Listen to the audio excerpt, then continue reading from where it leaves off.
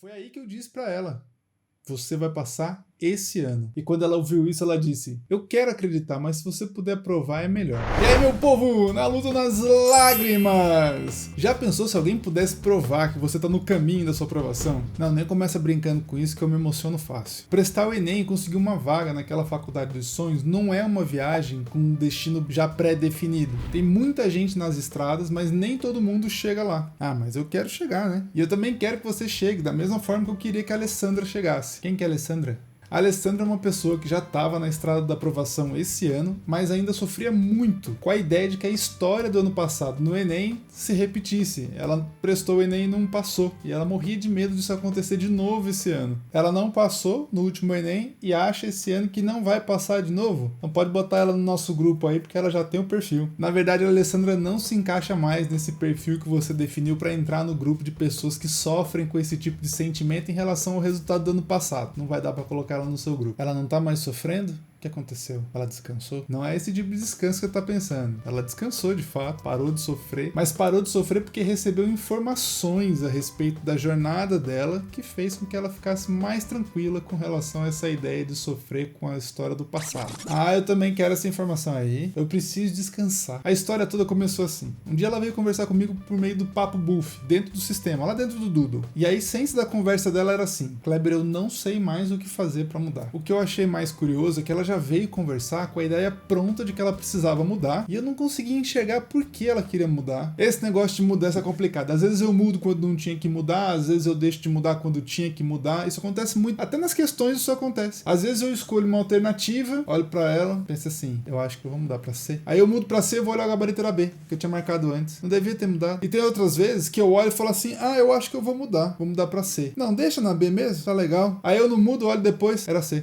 Talvez o que esteja faltando é uma razão mais clara para mudar ou para não mudar. E quando eu conversei com a Alessandra, eu fiquei muito em dúvida se ela tinha uma razão clara de por que ela tinha que mudar o que ela estava fazendo na preparação dela. Eu li a mensagem dela e fui analisar os dados dela dentro do Doodle. E depois, com os dados na mão, eu fiquei pensando: como é que eu faço para convencer a Alessandra de que ela não precisa mudar? Essa é muito fácil. Sabe o que você faz? Mostra para ela que quem mudou dançou. Se você fizer isso, a gente morre de medo de fazer essa mudança e no fim tropicar e dar tudo errado. É só mostrar isso que a gente não muda. Medo, terrorismo. Fazer a receita do terror. Isso funciona. Por algum tempo é certeza que ela não vai mudar se eu conseguir tocar o terror na medida certa pra ela. O único problema é que isso dura pouco. E pior do que isso, quando a gente toca o terror, a gente acaba não construindo junto com a pessoa as causas mais importantes pra não mudar, que é justamente o fato de estar fazendo certo aquilo que está fazendo. Então, se ela só tem medo, ela não investiga o que tá dando certo, ela não entende por que não deveria mudar pelas razões corretas e vive um período de medo, de terror, sem um período de consciência a respeito do que funciona. Isso é péssimo.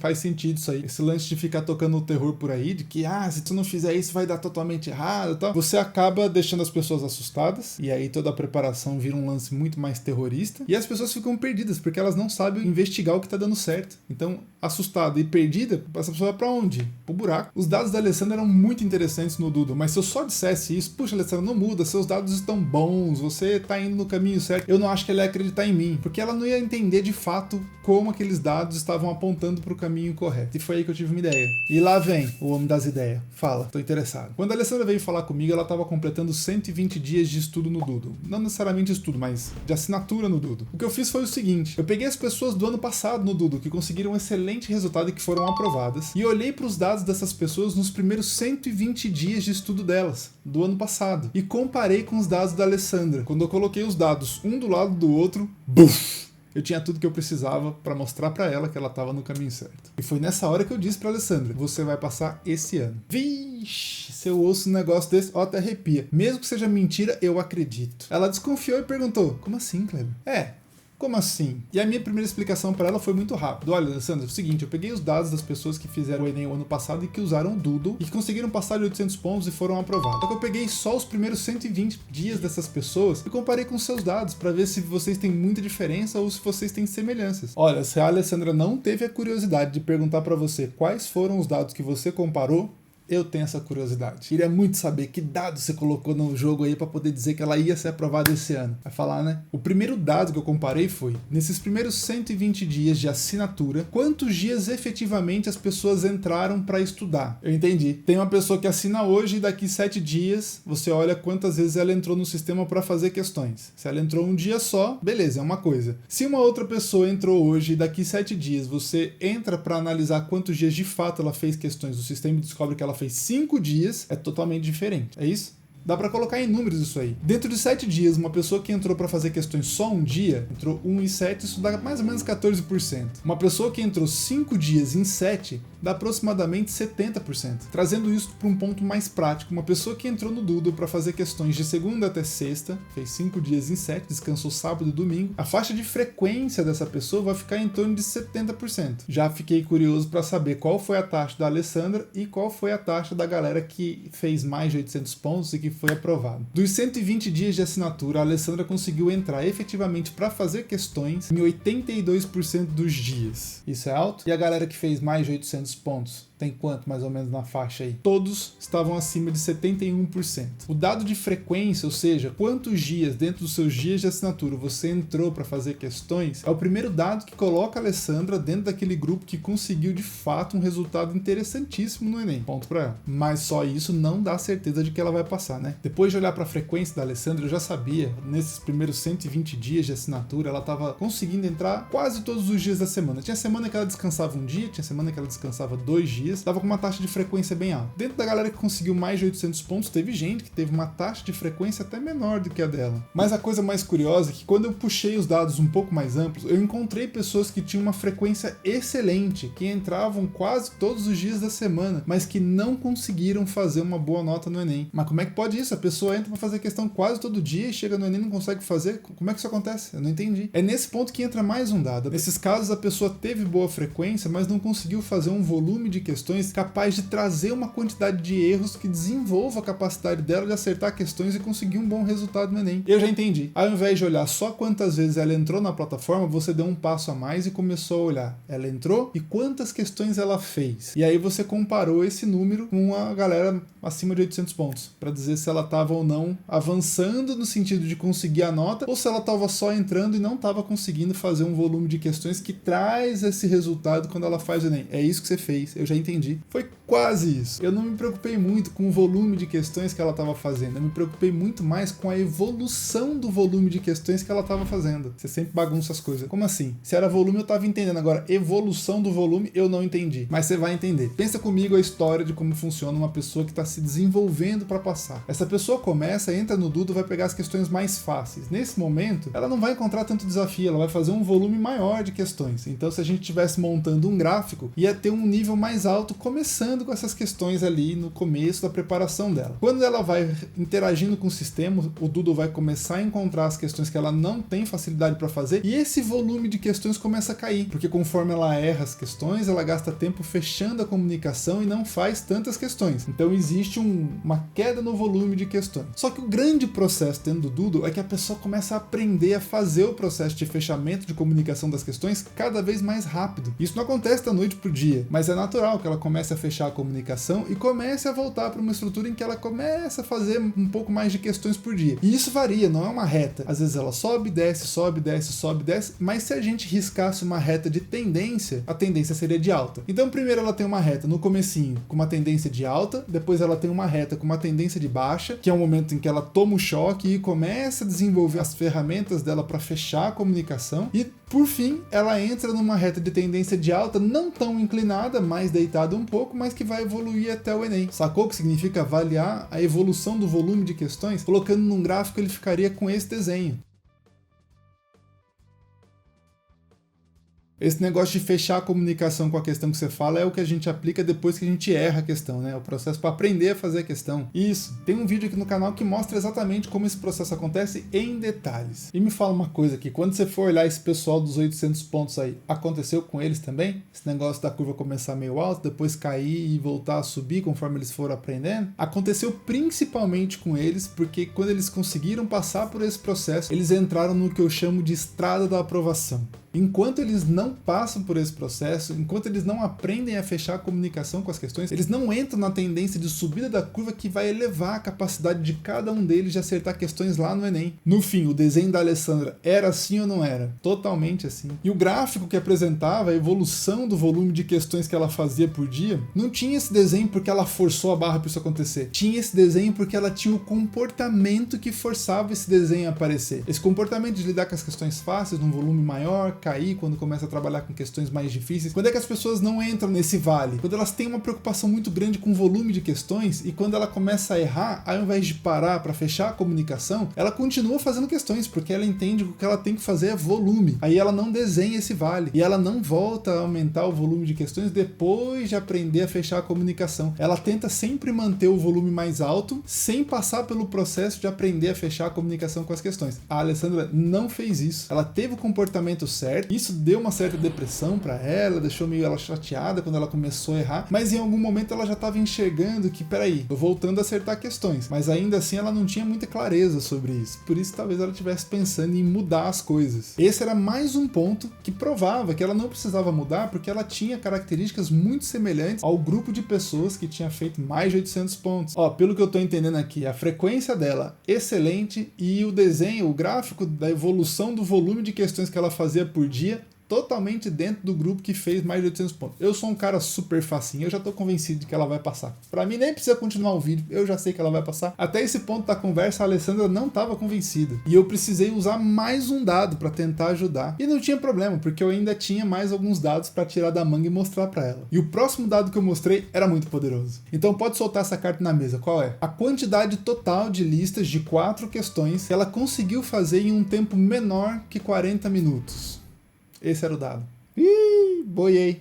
Não entendi esse dado. No roteiro de estudos do Doodle, todo mundo recebe uma lista com 4 questões. A pessoa faz, erra, fecha a comunicação e vai para a próxima lista. Bom, beleza, até aí, dominado. Eu comecei a perceber que algumas pessoas que não conseguiam um resultado legal lá no Enem tinham um comportamento estranho na hora de fazer essas listas de 4 questões. Elas começavam a lista, gastavam um tempo muito grande até terminar as 4 questões. Como assim gastavam um tempo grande? Se essas pessoas fizessem as 4 questões como se elas estivessem no Enem, elas gastariam alguns minutos para resolver cada questão, porque é isso que a gente tem no Enem. Agora, se a pessoa tem um comportamento inadequado, ela abre a lista, pega a primeira questão, não consegue fazer. Ela vai até a internet, ela pesquisa, olha uma resolução, pega alguma coisa que está externo ao momento que ela vai ter no dia do Enem, ou seja, no Enem você vai ter só uma caneta preta, mas ela começa a procurar coisas que estão fora, ou um resumo dela, ou um post-it na parede, ou até diferente, a pessoa abre a lista de questões cedo, e aí pega o celular e se distrai e não volta para ela, ou vai fazer outra coisa e termina essa lista só à tarde, ou encerra tudo e termina de fazer essa lista só no outro dia. Tudo isso conta um tempo muito grande de lista. Significa que a pessoa não teve um comportamento focado de começar e terminar aquelas 4 questões como se ela estivesse no dia do Enem. Ué, e não pode fazer assim? Abrir a lista e ir pesquisando enquanto você está fazendo as questões, ou de repente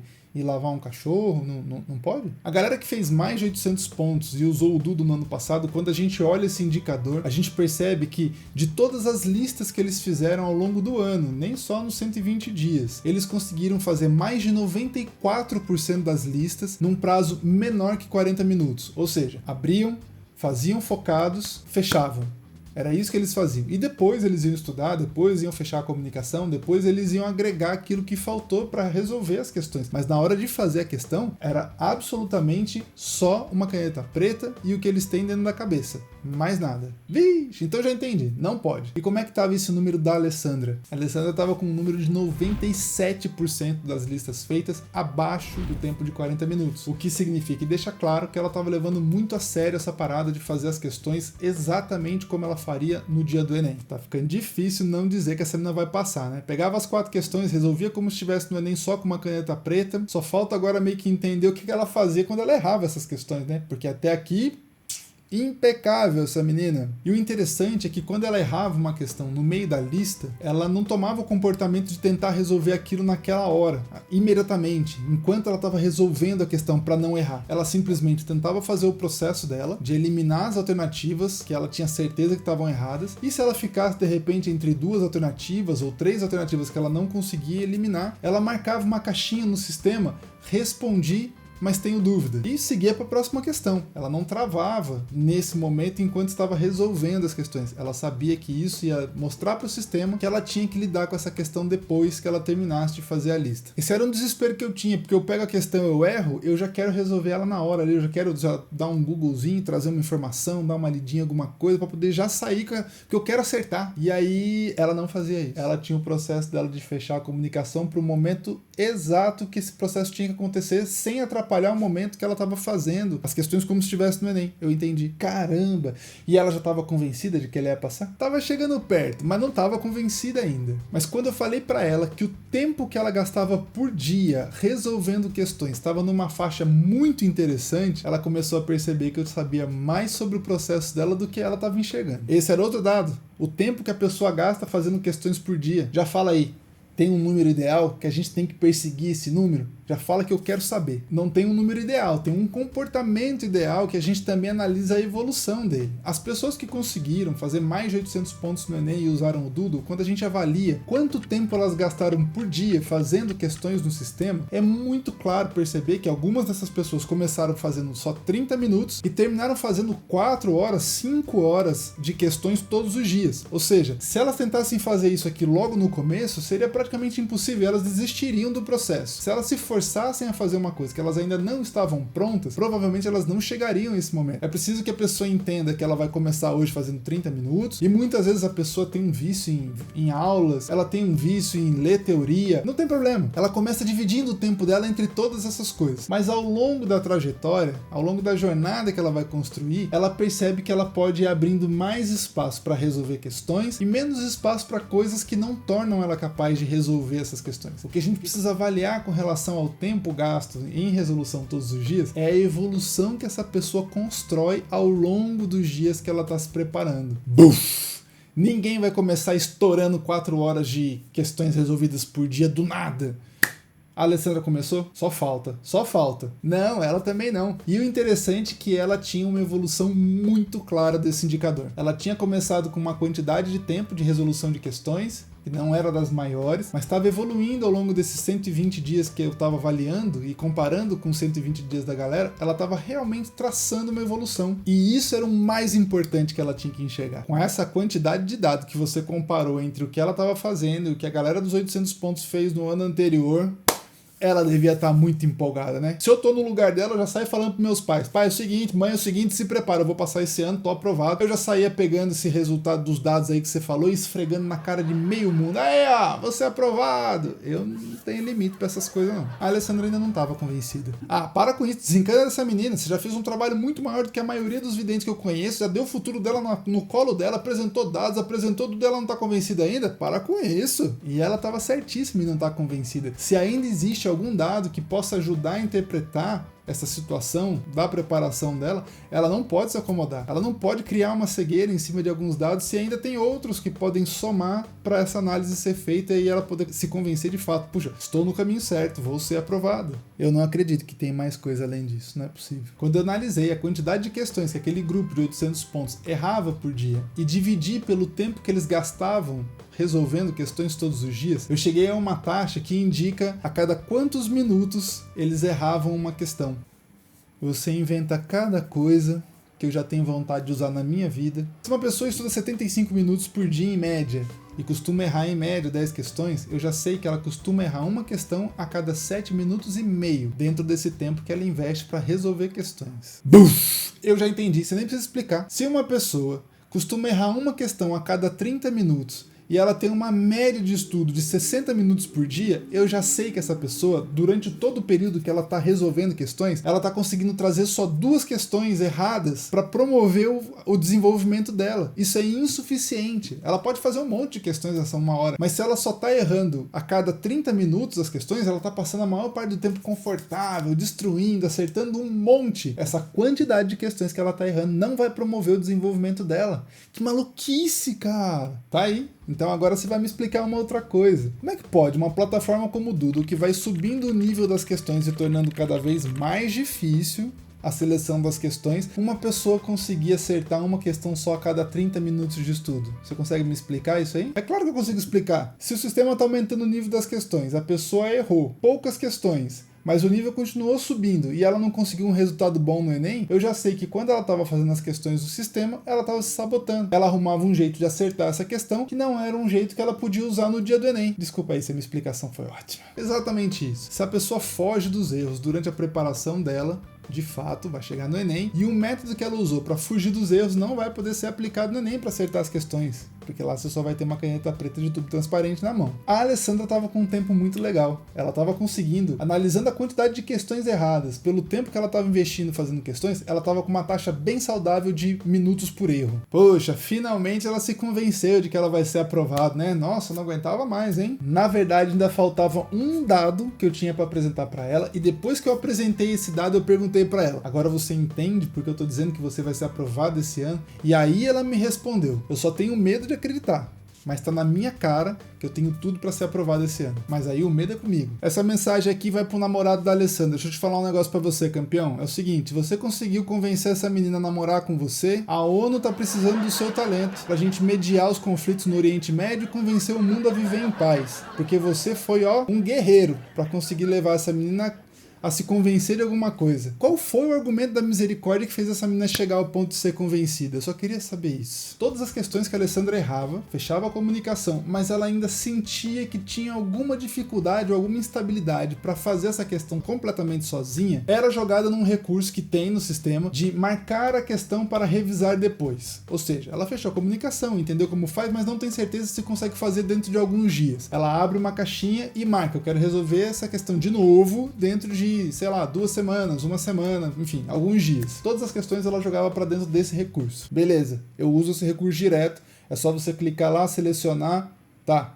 E daí? Para decidir se o processo de fechamento de comunicação da Alessandra estava indo muito bem, eu tinha que analisar como ela resolvia essas questões quando ela voltava depois. Eu precisava saber qual era a taxa de independência para resolver a questão sem olhar em nada. E a Alessandra estava conseguindo uma taxa de resolução dessas questões da revisão muito alta. E ela não estava usando a memória para fazer isso. Ela estava sendo capaz de construir um raciocínio em torno da questão que ela não era capaz de fazer antes, e agora ela era, e acertava a questão usando esse raciocínio. Como ela mesma me disse um dia: olha, quando eu faço as questões de revisão, a cada dia eu percebo que eu estou me tornando cada vez mais eficiente em construir um raciocínio para fazer essa questão sem olhar em nada. Isso me dá uma segurança que você não acredita, Kleber. Aleluia! A menina se convenceu, ela entendeu que ela vai passar. Essa menina, olha que história de conversão mais linda. Quando a gente vê uma pessoa se tornando capaz de resolver as questões e acreditando no processo que levou ela a conseguir isso, é tão bonito. Eu só não consigo dizer que foi um milagre, porque a gente conseguiu entender todos os passos que fez essa conversão dela acontecer. Se a gente olhar para todas as ferramentas que eu usei para convencer a Alessandra de que ela vai passar esse ano, a gente tem a frequência, o número de dias que ela entra para resolver questões dentro do sistema, a evolução do volume de questões que o comportamento que ela aplica dentro do sistema está construindo, o comportamento de fazer as listas só com uma caneta preta na mão, sem sair pesquisando enquanto está fazendo a lista, parecendo exatamente com o momento que ela vai fazer no Enem, uma taxa de erro saudável,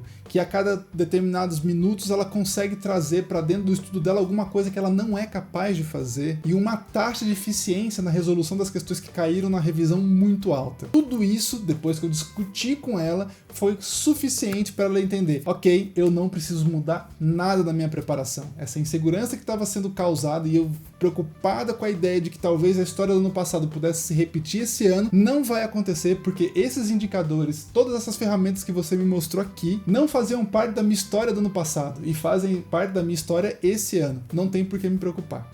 Eu vou passar. Buf! Nem foi para mim que você falou todas essas coisas, foi para Alessandra, mas eu já tô trazendo todas essas ferramentas pro meu dia a dia de estudo, porque do mesmo jeito que você aplicou para ela, eu tenho certeza que se aplicar para mim, eu também vou passar, e eu quero essa frase aí para mim. Eu ia fazer exatamente essa sugestão para você. Pense nessas ferramentas, e se você quiser, dá uma passadinha depois lá no Papo Buff pra gente conversar sobre o que você entendeu de todos esses aspectos da sua preparação que você conseguiu alterar. E é óbvio que eu vou adorar saber que você usou tudo isso para trazer sua aprovação para casa. E aí, vamos fazer acontecer?